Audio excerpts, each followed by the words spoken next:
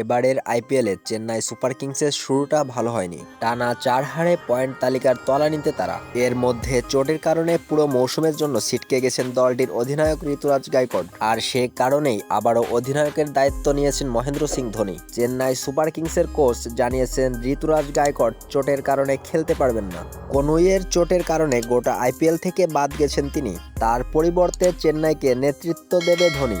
গত 30 মার্চ রাজস্থান রয়্যালসের বিপক্ষে কনুইয়ে চোট পান ঋতুরাজ। এরপর বেশ কয়েকটি ম্যাচে চোট নিয়েই খেলেছেন চেন্নাই অধিনায়ক, তবে সেটি আর হচ্ছে না। পুরো মৌসুমের জন্যই আইপিএল থেকে ছিটকে গেছেন তিনি, যার ফলে বাধ্য হয়ে 5 বার শিরোপা জেতানো ধোনিকে ফেরানো হলো আবার। আজ কলকাতা নাইট রাইডার্সের বিপক্ষে খেলতে নামবে চেন্নাই। কলকাতার বিপক্ষে এবারের আইপিএলে প্রথমবার দেখা যাবে অধিনায়ক ধোনিকে।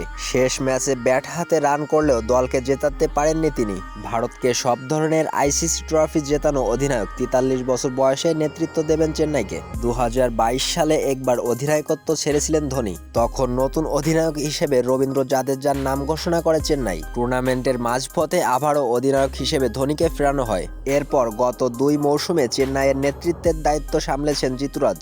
এখন দেখা যাক ধোনি ক্যাপ্টেন হিসেবে সেই পুরনো রূপে ফিরতে পারে কিনা।